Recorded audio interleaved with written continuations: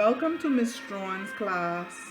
Today we are going to focus on drawing and shading a still life arrangement. But first of all, let's explore what we can do and what we shouldn't do. When you're setting up a still life, never set up a still life with the objects right on a straight line.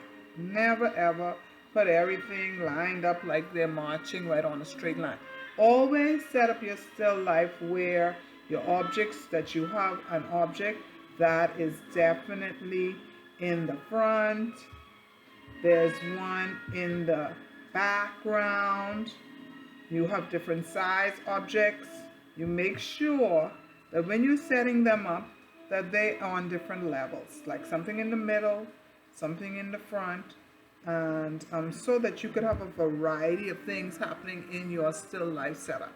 So make sure when you're doing it that it is a good setup, because that's going to be your composition. Then after you set up your still life, I would like for you to get your sketch pad, get your paper, and get all the supplies ready. But also, now that you've gotten everything ready and you know what your composition looks like, you're going to have to decide exactly what do you want to fit into the picture. So you're going to only concentrate on what's in this particular picture plane. Okay, so you're going to try to concentrate on only the items, not the things that are surrounded in the items. Then you're going to get your pencil, you're going to look at it, find out which items are in the middle of my composition. Where's the center of my composition? Where is the middle of it if I even put a horizontal line? Where is it if I put a diagonal line? And then sometimes to help you out, you can put a line going down the middle of your page. You can do a light line going down the middle, then a light line going across. Then you could find out exactly where each item is. So my apple right here is on this side. So I'm going to try to get it a little bit off-centered. But I'm going to put a line where that is going to be. And then I'm going to put a little line with how tall that is going to be in relationship to everything else. Is it as tall as the plate when I look at it? Is it a little shorter than the banana when I look at it front on? I'm going to look at all those differences. I'm going to see how high my banana goes up on the bowl. Then I'm going to look at, and then I'm going to draw that in, so that when you're finished drawing your composition, that everything is resting on the page. Then I'm going to include my shadows underneath the form, and then I'm going to put what I call the baseline. Where is these items? They have to be surface so they don't float. Okay, so make sure you have all those things in place. Then you go ahead and you draw your composition. I'm just going to go in a little darker on. I prepped it a bit so that you can see it and the video wouldn't take so long. I went ahead and prepped it. I put my shadow under here. Then I went ahead and I put this one. That one is coming a little higher than the other one. So I'm going to go ahead and trace it so you can see it very carefully. So I'm going to go ahead and put it, because the beginning of this, first of all, before you get started with anything, make sure in everything that you have a good drawing. Make corrections. With the bowl, we normally start out with the lip shape. And right now you can see a lot of the opening of the bowl. You set up yours where you don't want to see much of the opening, you can. Alright, I set it up like this for overview because I wanted you to see everything up close and on the screen. So I put an overview look, and then you go and put in your banana. After you've drawn in everything likely and you feel like you like what you have and it looks accurate, you go in, you look and check, you put in your shadow, you check to see what changes needs to be made, and then of course you can get your eraser and make those changes. So you can go ahead in and take out what you want and what you don't want in your drawing. So these lines that I used to put in there, I'm going to erase and clean up my picture now to whatever I don't want to happen in this picture. So you can go ahead in with your eraser and do all of that. Next, if you want to start out with the shadows, you can. If you want to, in this assignment, you can do any shading technique that you choose, because we've been doing loads of shading techniques. We've done the blending, where the word is a smooth, gradual transition of an increasingly dark value. We've done the stippling, where we've used a series of dots to show tonal values. We've done the hatching and the cross hatching, where we use parallel lines and lines that cross over each other. So there's a series of videos with the different techniques. So in this one, I'm just going to show you some areas, and we're going to start out with simply looking at the values that we see in this. And I'm going to start out with the banana, because and we're going to look at the values that you see, because the banana is in the back of the apple. You would notice that the values in the banana is going to change. Now this banana is kind of a yellow green color.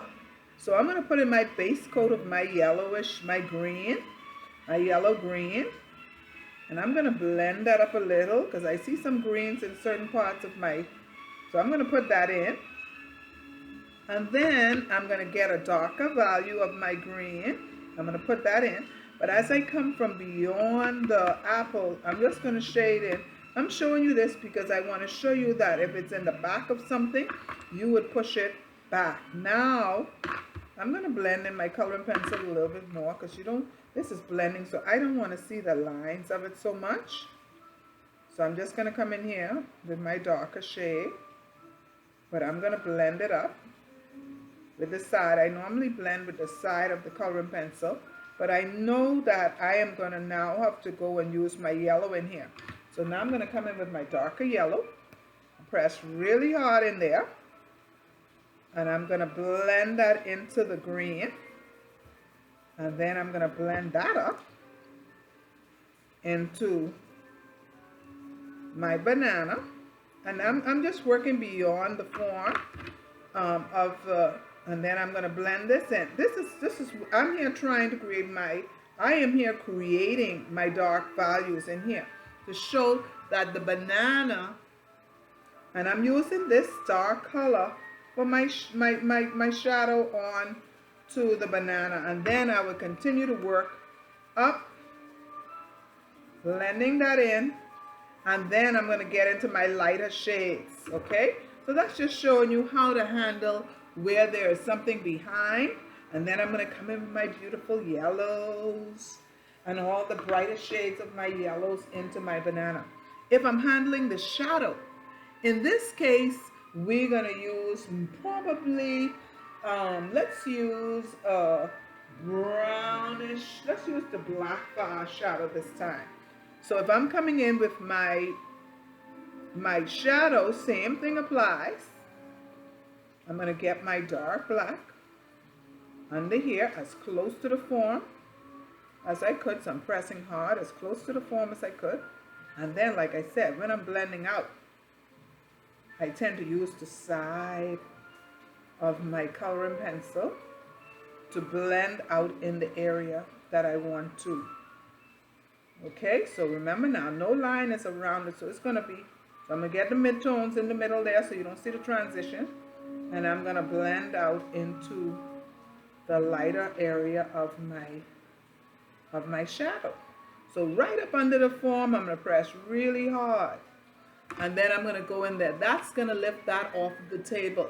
Okay, the apple is red, so I'm going to get my shades of red, my dark shades, my lighter shades of red, and now I am going to look at what's going on under here, but it's a red transitioning into an orange. So I'm going to come in here dark.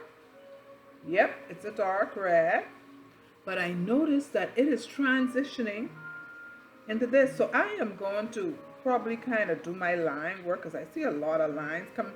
This apple has some texture going on, so this time I am going to use some lines coming in here. I'm going to get my dark red, I'm going to blend it in, and I see some yellow greenish color coming out of here. So I'm going to get my yellow green, I'm going to blend that in here somewhere in here. But I also see my yellow tones, so I'm going to get that going on in there. Now I notice that I have my red in there, so I have lines, but I do notice that it ends at a certain point. So I'm going to come in here, go around here with my skin, that's the edge of the, but I'm going to blend that in some more. Okay, so I'm going to go in there. If I don't like something, I could always go and erase it a little where I want to take out some of that because I wanted more yellow to come in here. And then I want my green to work its way in here. So I'm going to press really hard in there. And I'm going to press really hard with my green coming out of there. So I could blend those colors together. And then I am going to work it a little with my orange to blend out my reds right up in there where I have those lines. And then I'm going to keep working that color until I get the color that I wanted to happen going on here. I'm going to put in my yellow, orange, and then I will keep on working. Now, if I feel like I need some more darks under that red, I could also blend in some of darker shade under there, okay? Until it looks like I want it to look like. With the bowl, now we have browns in there. So we're going to come up with all of our browns. We're going to get our dark brown, our light brown. Remember, if the light is hitting a certain section, then, and it's coming out of this area, I'm going to come with my darkest brown. And I am going to indicate, I'm going to press really hard with my dark brown. And I don't feel like this is dark enough. But I'm going to blend that up. I'm trying to show depth in there. So as I'm coming out of the bowl, I'm going to press it up. And I'm going to get a darker brown, an even deeper brown, so that I can get that color working as dark as I want it. Yep, this looks like a reddish color. So I'm going to go again. I'm going to add in some more of this. Yep, this is my darker brown. I'm going to go over that color I just put in there. And then now, I'm going to show depth in this plate because now I'm going to get my midtones working out of it. And try to cover that color I just put in there. And then I'm going to look to see what's going on as I come up. I'm going to blend my lighter tone in there.